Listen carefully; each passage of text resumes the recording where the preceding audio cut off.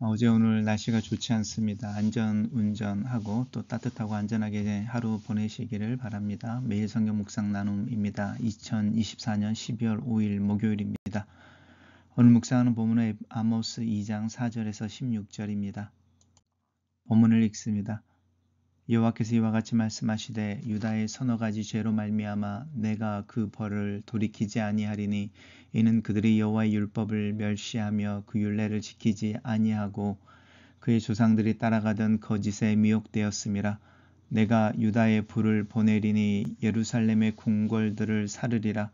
여호와께서 이와 같이 말씀하시되 이스라엘의 서너 가지 죄로 말미암아 내가 그 벌을 돌이키지 아니하리니 이는 그들이 은을 받고 의인을 팔며 신 한 컬레를 받고 가난한 자를 팔며 힘없는 자의 머리를 티끌먼지 속에 발로 밟고 연약한 자의 길을 굽게 하며 아버지와 아들이 한 여인에게서 다녀서 내 거룩한 이름을 더럽히며 모든 제단 옆에서 전당 잡은 옷 위에 누우며 그들의 신전에서 벌금으로 얻은 포도주를 마심이니라.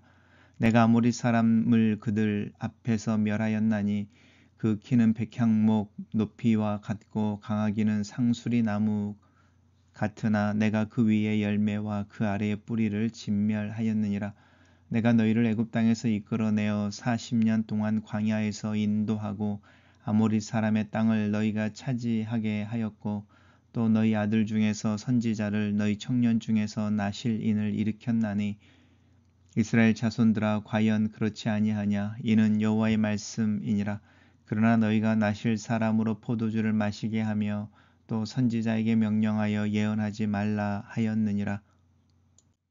보라, 곡식 단을 가득히 실은 수레가 흙을 누름같이 내가 너희를 누르리니 빨리 다름박질 하는 자도 도망할 수 없으며 강한 자도 자기 힘을 낼 수 없으며 용사도 자기 목숨을 구할 수 없으며 활을 가진 자도 설 수 없으며 발이 빠른 자도 피할 수 없으며 말 타는 자도 자기 목숨을 구할 수 없고 용사 가운데 그 마음이 굳센 자도 그날에는 벌거벗고 도망하리라. 여호와의 말씀이니라. 오늘은 유다와 이스라엘에 대한 하나님의 징계의 말씀입니다. 우리 어제 묵상할 때에 유다와 예루살렘 주변에 있는 나라들, 이방 민족들에 대해서 하나님께서 서너 가지 죄로 말미암아 심판에 대한 선포가 있었습니다. 오늘 본문에서는 이제 유다로 옵니다. 이쯤 되면은 이제 아모스의 메시지를 듣고 있는 이스라엘 사람들이 뭔가 이상하다는 것을 느꼈을 수도 있습니다. 그렇게 주변에 있는 이방 민족들에서 이제 그들의 형제 나라인 유다의 죄로 나오는 거죠. 이제 여전히 패턴은 똑같습니다. 서너 가지 죄로 그리고 불을 내려서 궁궐을 사를 것이다 라고 하는 부분이고 그 서너 가지 죄의 내용인데요. 그 죄의 내용은 여호와의 율법을 멸시하였다, 무시했다라는 것이죠. 그리고 그 율례를 지키지 않았다라는 것이고 그 조상들이 따라가던 것에 미혹되었다라고 유다의 죄에 대해서 이야기합니다. 그의 조상들이 따라가던 거짓 것은 우상 숭배를 의미하는 거죠. 그렇게 나오고 나서 이제 드디어 이스라엘이 이제 타겟이 됩니다. 동일하게 서너 가지 죄로 말미암아라고 하는 부분인데 여기서는 훨씬 더 구체적으로 이야기합니다. 그 벌을 돌이키지 아니할 것이다. 유다의 율법을 멸시하며 율례를 지키지 않았다라고 하는 부분이 이스라엘 사람들에게서는 은을 받고 의인을 팔며 신 한 컬레를 받고 가난한 자를 팔며 힘없는 자의 머리에 티끌 먼지 속에 발로 밟고 그 힘없는 자의 머리를 이렇게 더러운 발로 밟고 연약한 자의 길을 굽게 하였다라고 하는 부분입니다. 이것은 정의나 공의가 세워지지 않은 부분입니다. 여호와의 율법을 멸시하고 그 율례를 지키지 아니한 모습이 이스라엘 안에서는 정의나 공의가 없는 모습인 거죠.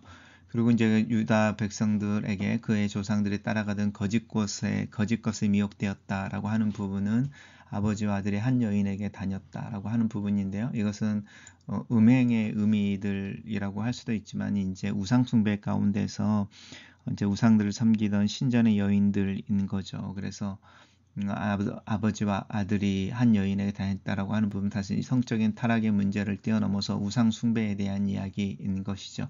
그리고 이제 거룩한 이름을 더럽히며 모든 제단 앞에서 전당 잡은 옷 위에 누우며 그들의 신전에서 벌금으로 얻은 포도주를 마신다라고 하는 부분은 계속해서 이제 이야기하는 부분이죠. 정의와 공의라고 하는 부분이 없고, 그리고 이제 우상숭배라고 하는 부분입니다. 어떤 면에서 유다와 이스라엘 백성들의 죄는 동일한 죄일 수도 있습니다. 그러면서 하나님께서 이제 아모리 사람들이 예를 들어 줍니다. 아모리 사람들을 어떻게 진멸했었는지, 그리고 특별히 이제 이 유다와 이스라엘인데 특별히 이제 이스라엘을 더 초점을 맞춰서 이스라엘 사람들아 이렇게 이야기하면서 얼마나 특별하게 너희를 대접하지 않았느냐. 너희 아들 중에 선지자를, 청년들 중에 나시린을, 특별히 이제 하나님을 섬기는 자들을 세워서 하나님을 섬기는, 하나님의 특별한 관심과 사랑을 받는 하나님의 민족이 되게 하였는데, 너희들은 오히려 하나님 앞에 헌신한 자들을 무너뜨리고 유혹하고 무너뜨리고 그 삶을 살지 못하게 하며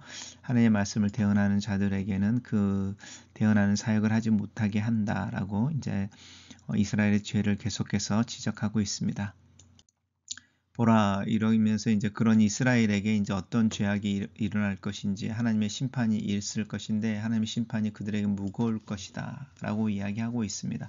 그리고 이제 그 심판의 날이라고 할 때 다른 나라들은 그 나라의 왕의 궁궐이, 왕궁이 불타는 것으로 이야기했었는데, 여기서는 더 구체적으로 피할 수가 없다라고 하는 거죠. 꼭 지도자들뿐만이 아니라 빨리 다름박질하는 자들도, 강한 자들도, 용사도, 활을 가진 자도, 또 발이 빠른 자도, 말을 타는 자도, 용사 가운데 마음이 굳센 자도, 하나님의 심판이 이스라엘에게 임할 때에 그 하나님의 심판에서 벗어날 자들이 하나도 없음에 대해서 이야기합니다. 단락을 요약해 보겠습니다. 이스라엘 이웃 나라들에 대한 하나님의 심판 선언은 이제 하나님의 백성인 유다와 이스라엘에게도 선포된다. 이렇게 정리해 봤습니다. 매일 성경 묵상 나눔입니다. 하나님은 택하신 백성도 심판하십니다. 말씀을 무시하고 거짓에 미혹되어 방종하게 산다면 하나님의 백성이라도 심판을 피할 수 없습니다. 하나님은 자기 백성이라 하여 무조건 감싸지 않으십니다. 오래 참고 기다리시지만 죄가 도를 넘고 율법을 멸시하며 하나님과 관계없는 삶으로 이탈한다면 공의를 행하십니다.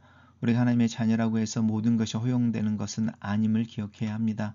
죄와 악을 버리고 말씀 앞에 겸허히 서서 그 말씀을 따라 삽시다.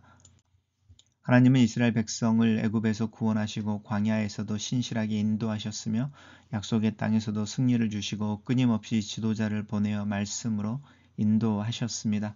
육신의 길만이 아닙니다. 영혼의 길도 인도하시는 하나님은 지금도 우리의 삶을 돌보시며 말씀으로 인도하고 계십니다. 하나님의 은혜를 잊고 말씀을 무시하며 하나님을 반역한 이스라엘과 다르게 오늘도 그 말씀 앞에 서서 겸허히 겸손하게 하나님의 말씀의 인도를 따라 하루하루를 살아갑시다.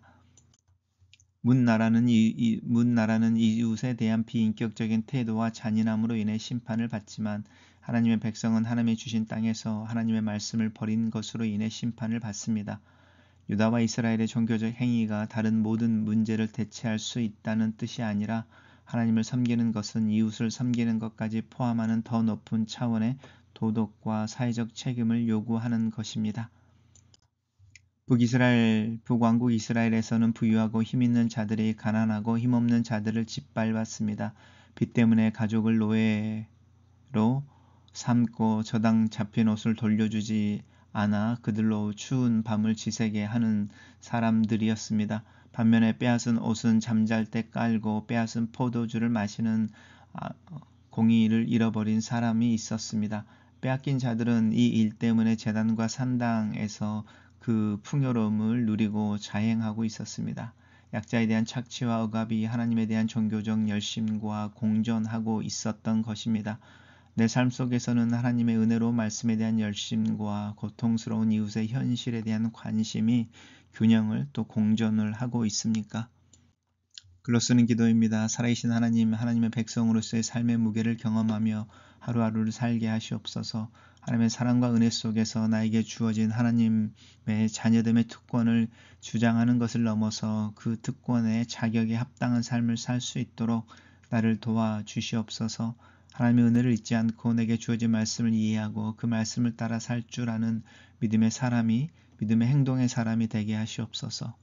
오히려 하나님의 사랑을 받은 자로 내게 주어지는 책임의 무게를 느끼며 주님의 도우심과 또 성령의 인도하심을 따라서 또 이것을 힘입어 하루하루를 살게 하시옵소서.